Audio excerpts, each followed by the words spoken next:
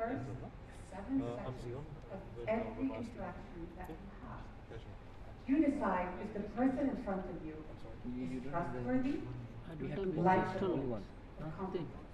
So I gave you 7 seconds to pass that judgment on me. I hope you find really likable and competent, or else I'll do my best to try to convince you of that. Good. How many of you remember the sentence, "You had me at hello"? Tell me which movie. You got it somewhere there. I feel it. Tom Cruise. Yes, that's the one. Amazing. So Renee Zellweger goes up to Tom Cruise and she tells him, "You had me at hello." At hello, I fell in love with you. There is some serious truth to that. Because actually, research from Glasgow, they found that hello is enough for us to form a judgment of what we think of the other person. What they did is they collected all of these data points from phone calls. So, give me all of your hellos. Hello? Hello. We had a high-pitched hi over there. Really stood out, thank you. Okay, so funny enough, that is what they found to be the most trustworthy. The high-pitched female hello that ends on a lower pitch. So hello versus hi, which is a question, versus the very male hello. I hope I did a good job with that. So the way that we introduce ourselves, the way that we open up our conversation is really instrumental to how the other person is going to perceive you. Now, we are here to talk about networking, right? And so I'd really like to meet all of you. So I'm going to count down to 3, and then I'd love to hear your name. Are you ready? All right, so 3, 2, 1. Oh, it's so lovely to meet all of you. I'll try my best to remember your names, but forgive me if I don't. Good. So my name is Saana Azzam, and as the MC so kindly introduced me, yes, I have spent a considerable amount in Stockholm. That's where I'm raised. I live in Dubai at the moment. And I spent a whole career within banking as a gold trader as well.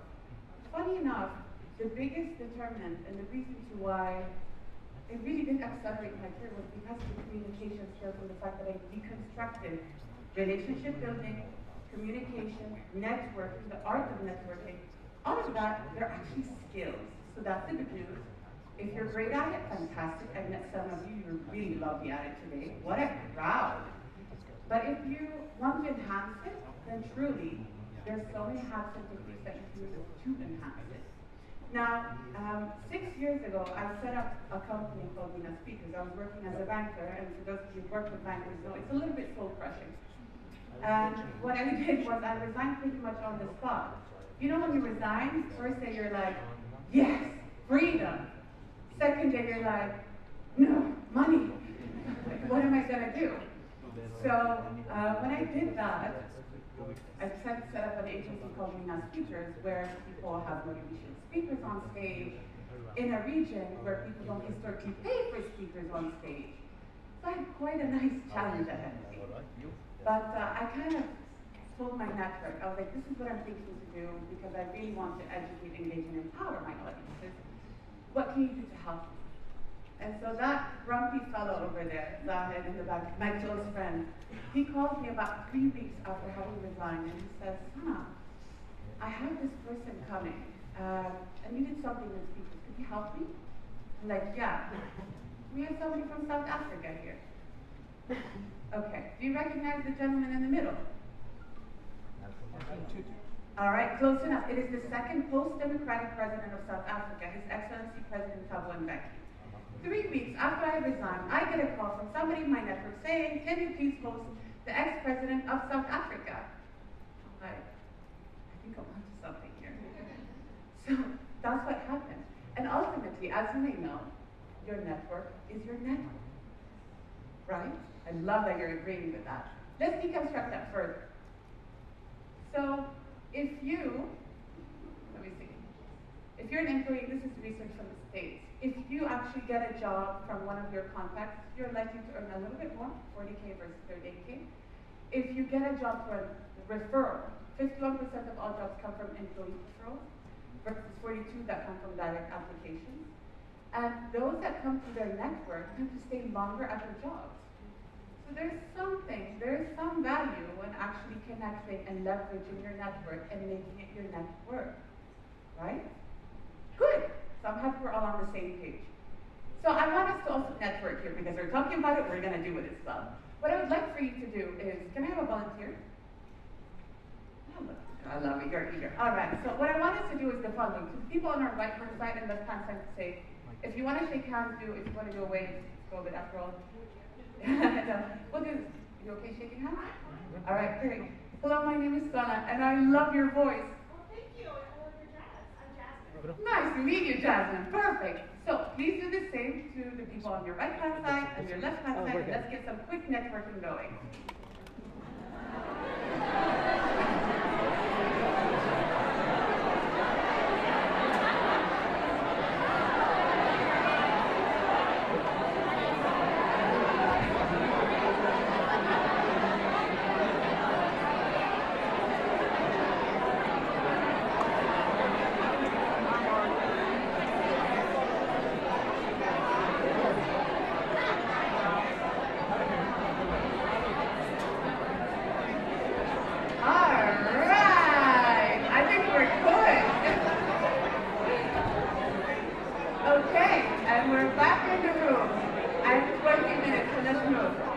This is amazing, you guys. I have done this a few years. I have never met such a chatty, networky group in my life.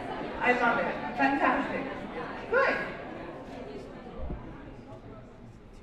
So, I'm going to deconstruct what you just did and why that actually, there's behavioral science and why that's a great networking technique. So use it with you. But let's talk about something else first.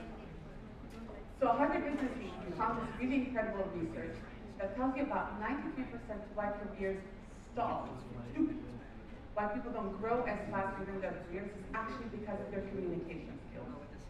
I love this piece of research.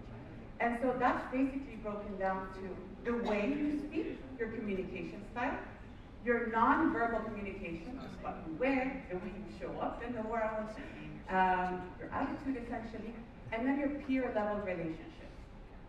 So yes, it's important to do a good job, but the higher up you go in your career, it's more important in the way you show up, in your communication style. Are we on board with this? Yes. Fantastic, smart crowd. All right, good. So, how often do you go out networking and you ask yourself, what did I do that was right? And how can I improve? Are these questions that you ever really ask yourself? If you're an athlete, you kind of go, how can I be faster? You know, how can I lift more weight? Not saying I do, but how can I be stronger? How can I be smarter? How can I be better at math? How often do we go and say, how was my handshake? Was it like a, let's see, or was it like that? You know, are these the type of audits that you do? Do you ask for feedback? Was it pleasant to talk to me, Thomas? Thank you. He's polite. Exactly. So let's go into that auditing mindset as well. And so let's talk about different ways of networking. What do you believe, in your opinion, is the best opening line when you meet a new person? Stranger. What is the best opening line when you're meeting a new person?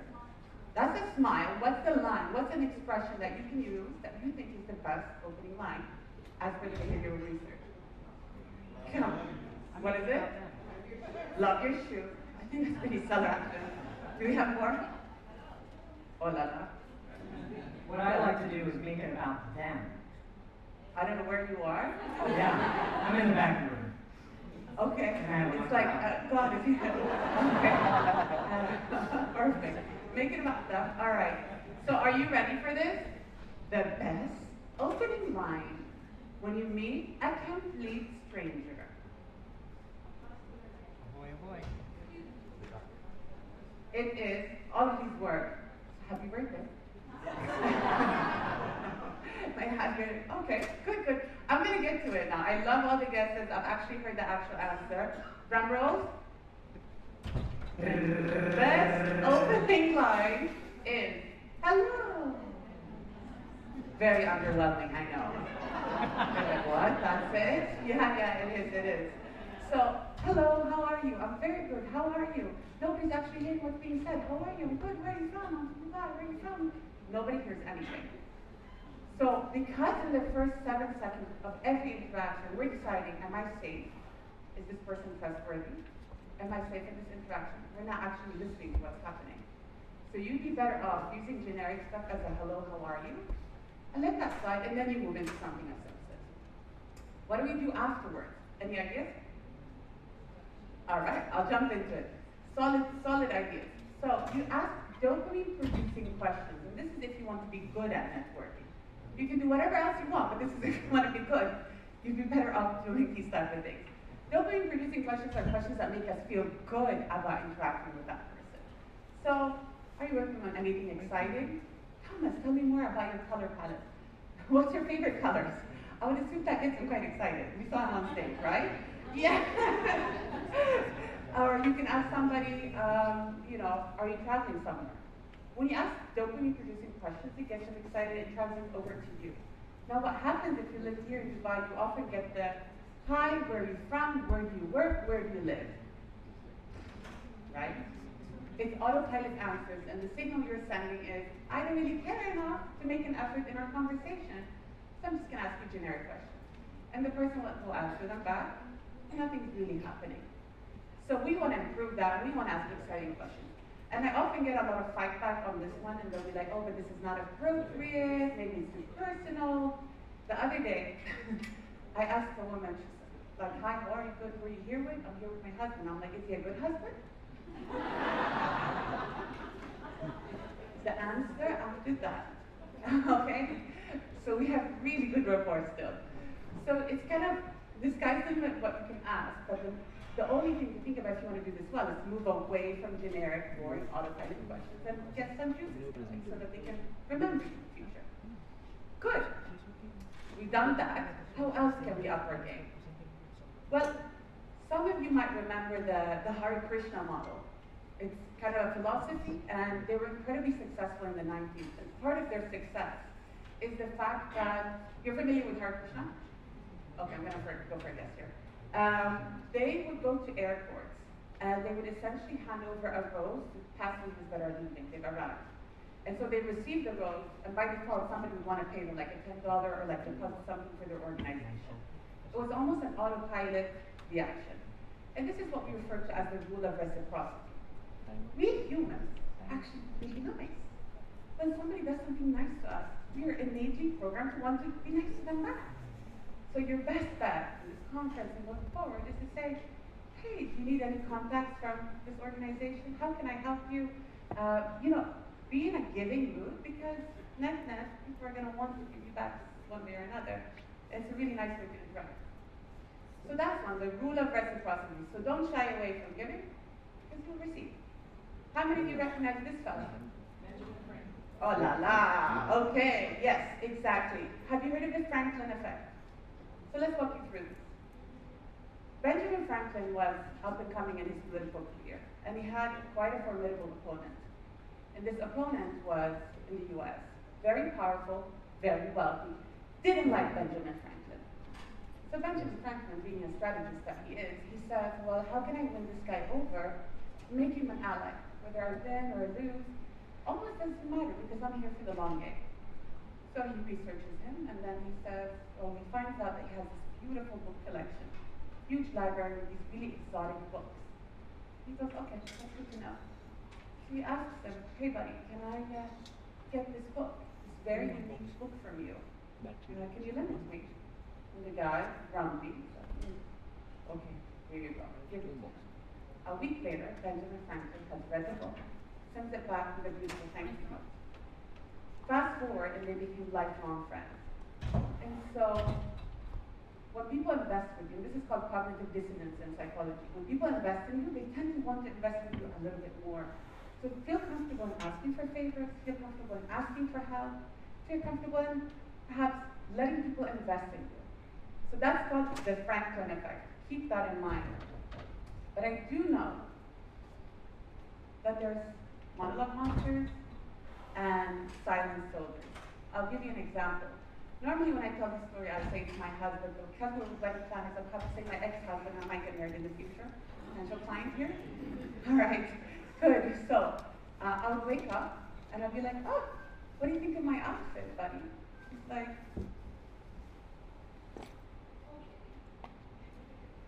I go, okay. What is that? So he's a hyper introvert, and obviously I'm a hyper extrovert. For us as extroverts, I'm sure a lot of us, actually most of us in this space, relate to being extroverts. We speak, and then it lands on our ear, and then we kind of process what's been said. With introverts, they think, and then they speak. And so you also find all types of nuance. The point of all of this is that we're different. And so finding hacks to appreciate and be compassionate to our differences, and really networking is about being democratic, it's about being compassionate and being considerate. Let me amplify this message with this research from a guy from Stanford. It's none of them, it's just a picture. If I would ask you, what do you believe makes high school kids popular? In high school, why were the popular kids popular? Extroverts, okay. Confidence. Confidence, okay. No, I want to hear that again. There was like a joke over there. What was it? Bad one. Bad one. Oh, so they're the naughty ones. Okay.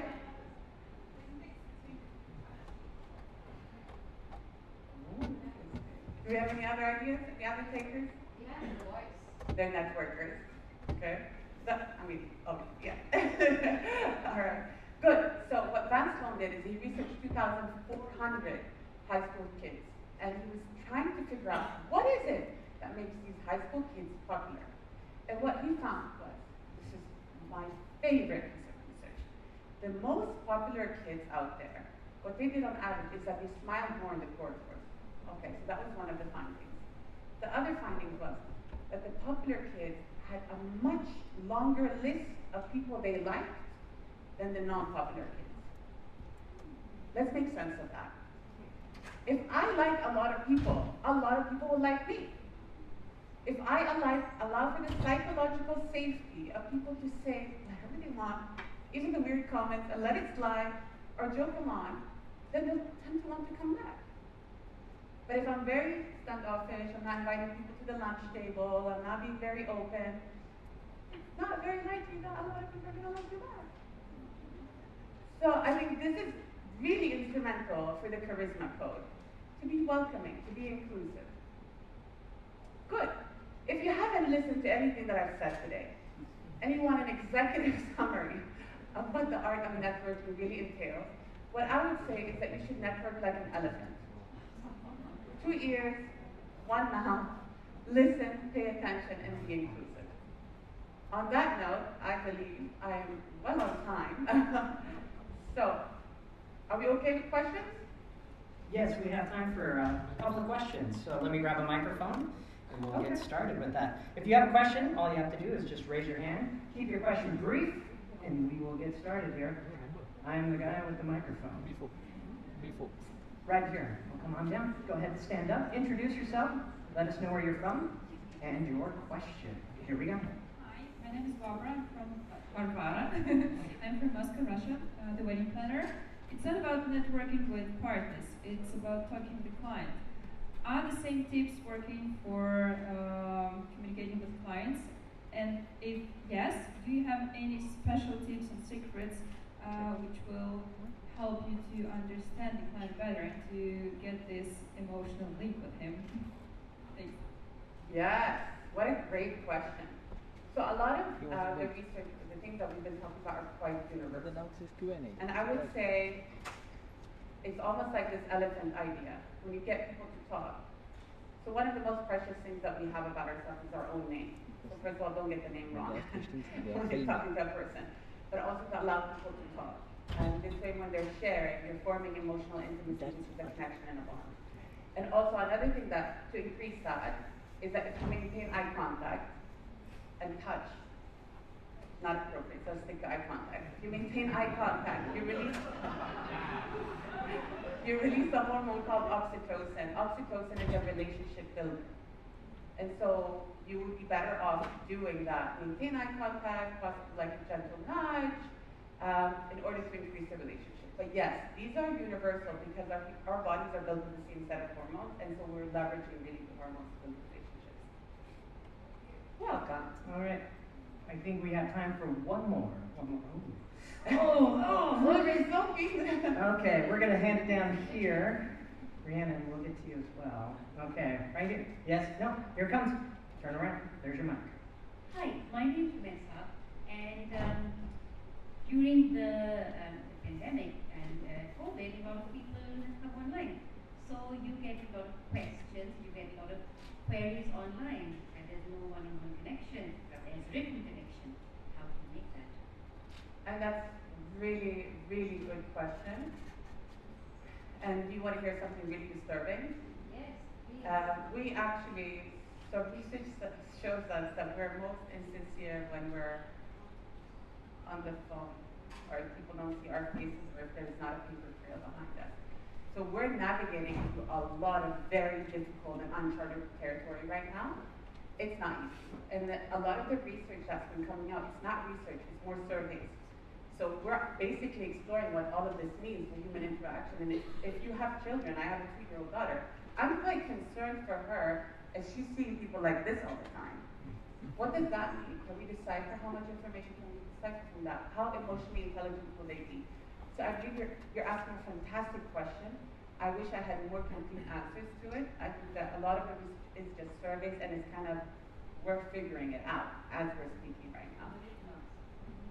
Well, if you want proof, then go for written answers. The queries that you get are written. Yeah. You don't have a lot of vocabulary. Yeah. How you go about this, how you go about that, and you quite Tough. you can't really go there and say, Yeah. hey, you know what? I see you like this. No. So how do you answer those? Let's take that offline because I'm mindful of it's breathing down my neck over there. I can feel it from here. It's all good. Good body language there. Do we have time for the last question, or tell us? I'll be around. Yes, you'll be around, and so that's the great thing is we're actually going to go into a networking lunch. Oh my god. Where we can start practicing this. Oh my and god. Saana, I want to talk to you about the Benjamin Franklin effect. He's actually on the $100 bill. Look at you! So, if you give somebody a $100 bill, they'll probably do a whole lot for you. So, But before we go, can I do one thing for my Please. social media? Is that alright? do you want me to take a photo or are you going to do selfie? No, I want to do a video, and since we're here, I would like for you to say I do. Would that be okay? Is it? Alright. So we have a wide screen here. And I'll go at 3, 2, 1, and then you go I do. But like, I do. Top of your lungs, I do. Yeah? Like a heartfelt one. Are you ready for it? We're 3, ready. 2, 1. I do! Oh my god, you're so good. Okay, get that selfie going again. Yes. Because this is the part where you record yourself. And then everybody's going to clap and cheer. And a clap and cheer.